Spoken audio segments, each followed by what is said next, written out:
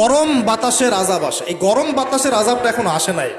আমি শেষ জামানার হাদিসগুলো টুকটাক গবেষণা করে মনে হচ্ছে অচিরে গরম বাতাসের একটা আযাব আসবে বিশ্বের দিকে, এবং নাসাও এটা নিয়ে গবেষণা করছে অলরেডি। সূর্যের মধ্যে অনেক রকম বিক্রিয়া হচ্ছে, তেজস্ক্রিয় বিক্রিয়া হচ্ছে ইত্যাদি, হিলিয়াম গ্যাসের অনেক বিস্ফোরণ হচ্ছে। এগুলোর ওয়েভ বা ফ্লোটা আস্তে আস্তে পৃথিবীর দিকে ধেয়ে আসবে। নবীজি বলেছেন ফালইয়ারতাকিবু ইনদা যালিকা রিহান হামরা। এই রিহান হামরা কথাটা এই হাদিসের মধ্যে আছে। তিরমিজির 2211 নম্বর হাদিস এটা আছে।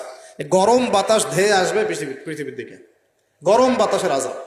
গরম বাতাসের আযাব আসবে, ওয়াজালজালা এবং ভূমিকম্প। অন্য হাদিসে আসছে সানাওয়াতু জালাজিল, ভূমিকম্পের বছরগুলো। আর আসছে মুতানুন শাদীদ, বড় মহামারী।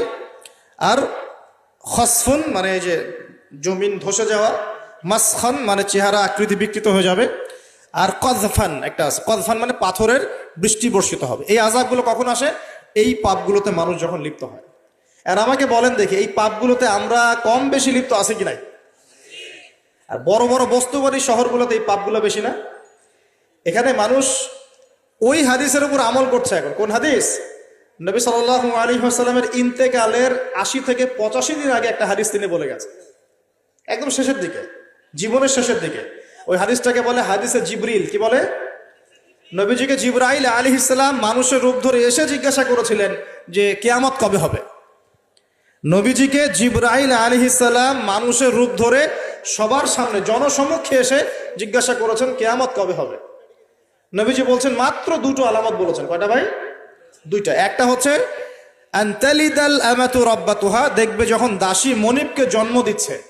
দাসী মনিবকে জন্ম দিচ্ছে মানে কি? সমাজের ন্যায় অন্যায়, হক বাতিল, হালাল হারাম, এই যে মানদণ্ড সব উল্টে যাবে।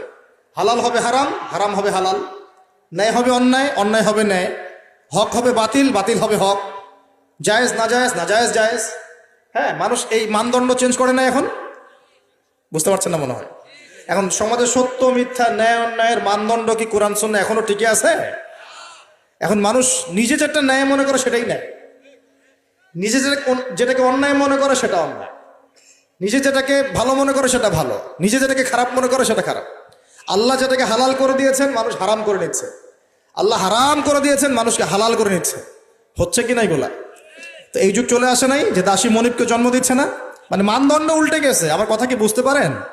মানদণ্ড উল্টে গেছে। জিনিস ভালো মন্দের, ন্যায় অন্যায়, হক বাতিলের মানদণ্ড উল্টে গেছে। বলেন তো সত্য মিথ্যার মানদণ্ড কি? আমার বুদ্ধি না আল্লাহর ওহী? কোনটা? সত্য মিথ্যা, ন্যায় অন্যায়, হক বাতিলের চূড়ান্ত মানদণ্ড কি? আমার বুদ্ধি নাকি আল্লাহ পাকের কোরআন সুন্নাহ? কোনটা?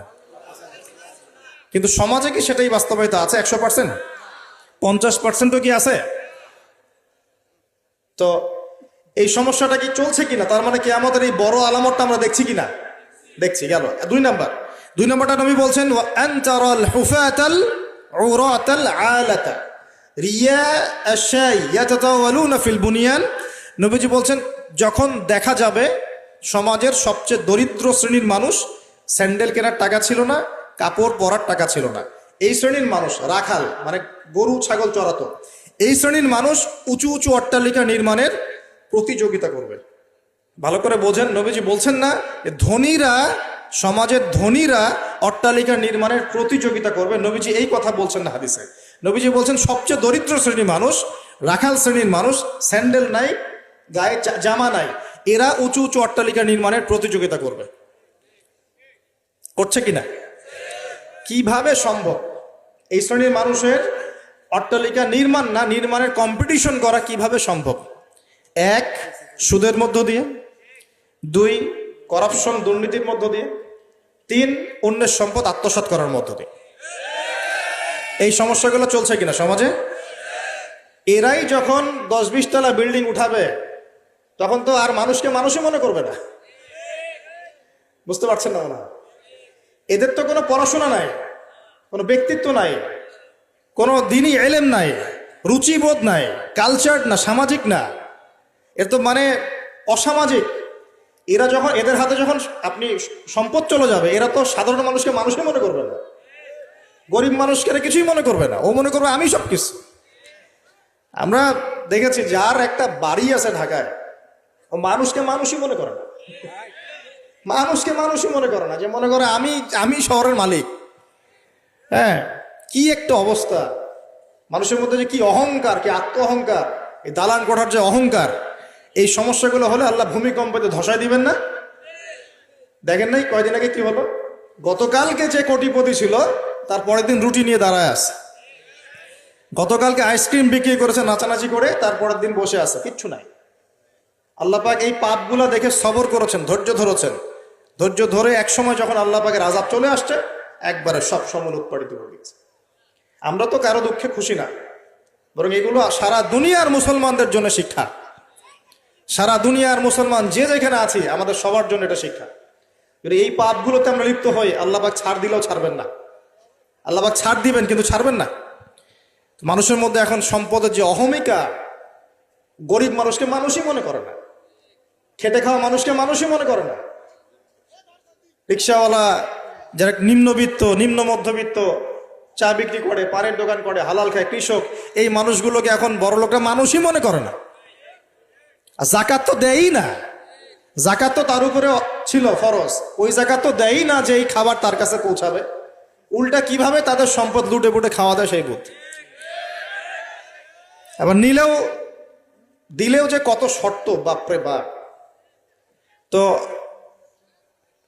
কিছুটা মনের কষ্ট থেকে বললাম কথাগুলো আর কি, যে আসলে আপনি যখন কোরআন এবং সুন্নাহর জ্ঞানী হবেন না, তখন অন্যকে সম্মান দিতে পারবেন না। আমরা বড় বড় স্লোগান দিই যে অমুক অমুকের সেবক, অমুক অমুকের সেবক। আসলে সেবা সত্যিকার অর্থে করছে? আল্লাহ পাক তার রাসূলের মাধ্যমে জানিয়েছেন, এই হাদিসটা একটু শোনেন তারপর সামনে যাই। আল্লাহ পাক তার রাসূলের মাধ্যমে আমাদেরকে জানিয়েছেন, শোনো, আলা কুল্লুকুম রাইন, তোমাদের প্রত্যেকে হচ্ছে দায়িত্বশীল। তোমাদের প্রত্যেকেই দায়িত্বশীল। কেউ পরিবারের দায়িত্বশীল, কেউ ব্যবসা প্রতিষ্ঠানের দায়িত্বশীল, কেউ তোমার চাকরির প্রতিষ্ঠানের দায়িত্বশীল, কেউ সামাজিক দায়িত্বে আছো, কেউ প্রশাসনে, কেউ পররাষ্ট্র ইত্যাদি। তোমাদের প্রত্যেকেই দায়িত্বশীল। কুল্লুকুম রাইন ওয়া কুল্লুকুম মাসউলুন আন রাইয়াতিহি, এবং তোমাদের প্রত্যেককে যার যার দায়িত্ব সম্পর্কে আল্লাহ কিয়ামতের মাঠে জিজ্ঞাসা করবে। আমরা কি উত্তর দেওয়ার জন্য প্রস্তুত আছি ভাই? সবার আগে আমি দেখি, আমি আমার উপর দায়িত্বশীল না? মনে করেন আমি বা আমাদের মতো যারা আছেন, যারা দায়ী ইলাল্লাহ, আলেম ওলামা, যারা উম্মার জন্য ভালো চিন্তা করেন, জনগণকে পথ দেখানোর চেষ্টা করেন, তাদের উপর সবচেয়ে বড় আমানত হচ্ছে কোরআন এবং হাদিস। তাদের উপর সবচেয়ে বড় আমানতটা কি? কোরআন এবং সুন্নাহ, এই জ্ঞানটাকে সত্যটাকে স্পষ্ট করে দেওয়া, এইটার আলোকে সত্য মিথ্যাকে স্পষ্ট করে দেয়া। কতজন মানুষ এই কাজটা করতেছে? কেউ হিকমার দোহাই পেরে সত্য মিথ্যা স্পষ্ট করে না, কেউ চাকরি চলে যাবে এই ভয়ে সত্য কথা বলে না, কেউ আমার এই হবে সেই হবে কত কিছু চিন্তা করে সত্যের সাথে মিথ্যা তালগোল পাকায় সময় পার করতেছে।